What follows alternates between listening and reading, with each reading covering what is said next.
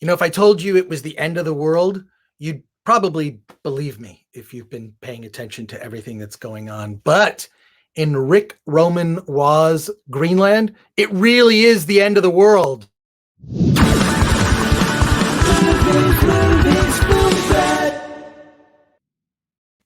Welcome to the Film Threat Podcast. I am Chris Gore, and I'm pleased to talk to you today about a very fun disaster movie. Am I going to say it's fun? There are aspects of it that are fun and that are also chillingly realistic.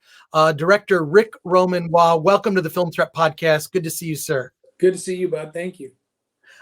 This movie, okay, yes, I like a good spectacle, big disaster movie. Greenland. If you haven't seen the trailer yet, check out the trailer. It's all over the interwebs.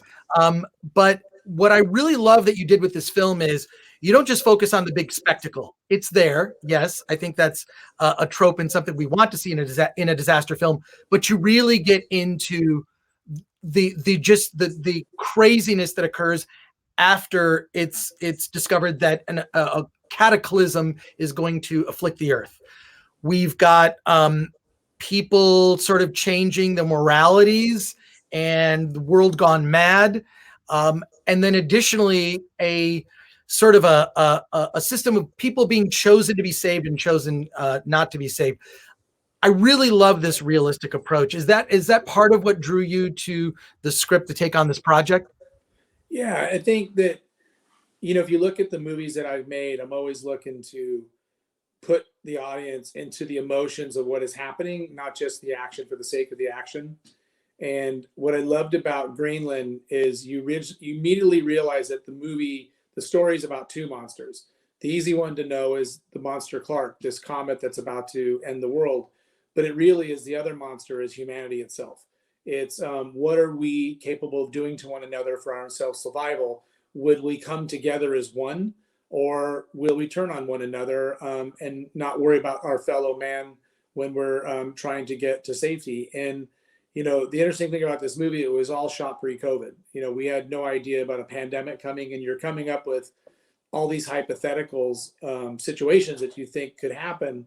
And then you start seeing them take place in real time in front of you. And it's a bit surreal, that these things can really take place and transpire. But to me, the thing that makes Greenland special is the performances in the movie and the fact that it really, in a sense, is a love story. It's a love story about a man and a woman trying to rekindle their love and find their center again as a family unit, and thinking they have all the time in the world to do that until time is taken away. Well, I think you tapped into the key to making a film like this work. Is it really is about the humanity, and Gerard Butler certainly grounds it. Tell me what it's like working with Gerard Butler. I had the opportunity to meet him once, and he was delightful. It was just at a screening of a movie that he happened to be at. He wasn't even in the movie. And he was just very approachable. This is not true of every celebrity, but I imagine it must have been a blast working with Gerard. He's a pain in the ass. He's everything you just described. What I love about Jerry is he's real. He's a guy that lives in sincerity and honesty and has such a humble kind of footprint to him. But he's one of these movie stars, right? Like, you're around them and you see why people are attracted to him, and he's got that thing about him. And I think a lot of people know him for the machismo that he brings to 300 and the Mike Banning franchise and so forth. But there's this great courage within Jerry that he's not afraid to be vulnerable on camera and to show flaws and to be more realistic and grounded. He and I talked a lot about movies today and our love of movies in the 70s and, the early 80s, when it felt like these characters were real. They felt like us. They were not impervious to pain and 10 feet tall and bulletproof like we see today, where there's no flaws at all. They were real human beings that were dealing with issues and so forth. And we wanted to infuse that into the Has Fallen franchise. Mike Banning becomes addicted to painkillers and dealing with concussion issues and all his own mortality and how long he can carry the gun and do his job effectively. And things that we all deal with as real human beings about our own mortality. And then when Greenland came around, we loved it that we could actually just take away the gun and take away any special skill sets. And he's one of us. He doesn't know why he's picked. He doesn't know why he's been chosen for survival. And his whole job is to get his family to safety while he's dealing with his own redemption and dealing with issues within the marriage. You know, will trust be there? Will they come back as one? Where, you know, what happens on the emotional thrill, the emotional ride of the personal story, the drama, the family, but as well as you're seeing this huge spectacle unfolding in front of you as disaster movies are supposed to be. One of the things that I also really enjoyed about the film is that there was clearly a lot of thought put into this lottery system, that there's some purpose behind it, and how quickly that happens, right? He's chosen, he has an opportunity to be able to escape this impending doom, right? I gotta think that something like that actually exists, that our governments around the world do have some sort of system in place that if the worst happens, some, you know, amount of humanity is going to survive. I can't imagine how horrible it is to be involved in those types of choices, but I do happen to know that the US military is involved in these kinds of like conferences where they sort of, you know, play out scenarios, right? They're testing them out. Did you do research into this? Because I really feel that like the movie has a very clear view of that. It seems very, I'm maybe you're guessing, but the guess seems very accurate as to that there may be some system like this to preserve a certain amount of humanity. Yeah, the hard thing with movies is you're trying to thread the needle of reality and cinematic experience.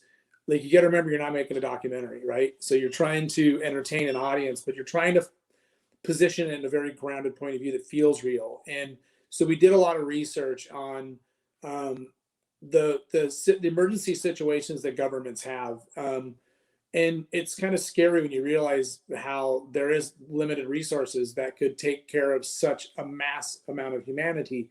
And, you know, we see that a lot, what's going on right now, just getting syringes out to 300 million people just here in the United States, how long that's taking just to help vaccines get out. And so, you know, there's a lot of realities to how hard it is. But when we did research, we found out that there are a number of bunkers, you know, that are government bunkers, that are Raven Rock and some things here in the United States, but that there are these Cold War bunkers that were built, you know, right outside of Thule Air Force Base in Greenland. And they were basically designed for if there were nuclear fallout on the United States and the continental United States, that there was a place that they can shelter as many people as they possibly could.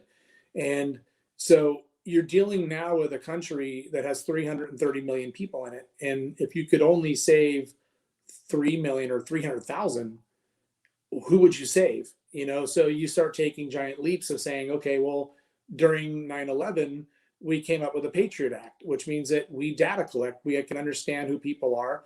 We're dealing with COVID right now about contract tracing, you know, and understanding where people are going. And there's a lot of anxiety about Big Brother. And then there's some things going, well, actually, I want them to know where I'm at, because come freaking save me when it's time. And so you start using some of these things to your creative license to build the framework to make it feel real. If you had all that information and you can only save a very small part of the society, who would you save? You'd save people by skill sets.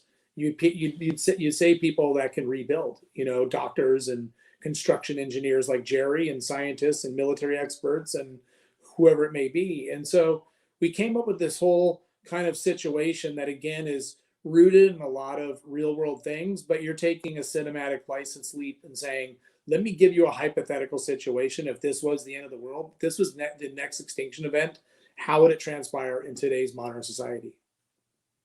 Well, I would have to say that podcasters would probably not be saved. I'm just really, I think we can be certain that podcasters are not going to be saved in that scenario. I think I screwed myself too, because I think since I made the film, nobody's got to document it. So I wouldn't be like Frank Crapper in World War II. I'd be out. They'd be saying, you're done.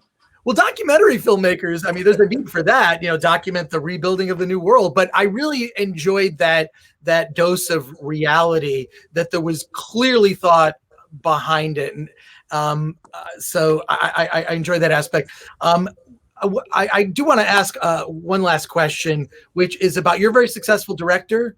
You've done spectacle. You've worked with, Gerard Butler, among others. What would you say to our listeners or viewers who are independent filmmakers working their way up the ranks? How do they get into your shoes? How do they truly build a career in this industry, especially with so much change in this industry? I think it's really two things. It's one, not being afraid to fall on your face, and a real work ethic to know that you're going to end up with a lot of failures and a lot of hardship, but to never give up on the dream. But it's also going to the first thing that I said about not being afraid to fall on your face is don't mimic, don't try to emulate others. Be true to your own voice. You're always going to have heroes. I think it's why we love musicians that have their own unique sensibilities to them, that they might remind us of people that came before, but they really are distinctive in their brand. And I think filmmakers need to be that way as well. They need to be very distinctive and true to who they are, and be willing to live or die by that sword. And I hope I'm doing that, and I hope that I'm entertaining people.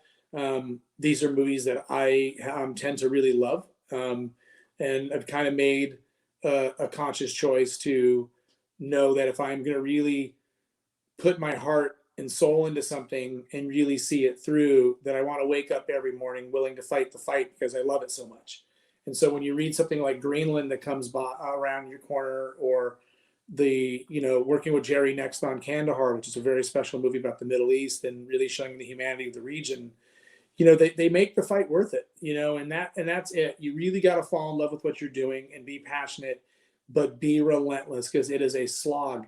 But so what? I think people put too much fear into things and hold themselves back from just jumping in the saddle and going and becoming your own aficionado, but really believing in who you are and believing in your own brand. Well, Ric, I have to thank you for your no bullshit answer. That was the best answer I may have ever heard to that question. I can't thank you enough, and congratulations on Greenland. I can't wait to see this next film.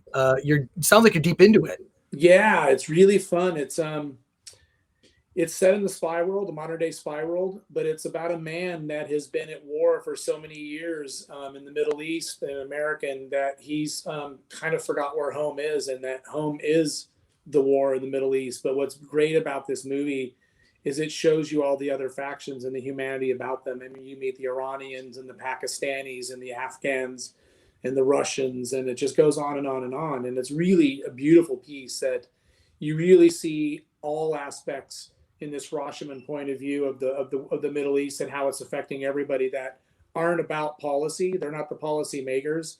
They're the people that are on the ground that are supposed to enforce policy. And I think that we forget that sometimes, and we stereotype the Russians because of the way Vladimir Putin operates, or the supreme leader in Iran. But there's some really beautiful people that are kind of stuck in this never-ending cycle of violence. So yeah, we're really excited and passionate about it, and hopefully we entertain you first and foremost. That it's a big gauntlet thrill ride, and it's a very different exploration of this world, and kind of feel like it's a modern day Lawrence of Arabia in a way, and it's, how much fun is that to go make, So yeah, you wake up and get ready to fight the fight every day, Great. Ric, thank you so much for joining us on the Film Threat Podcast. I really appreciate it. Thank you, Chris. I appreciate you.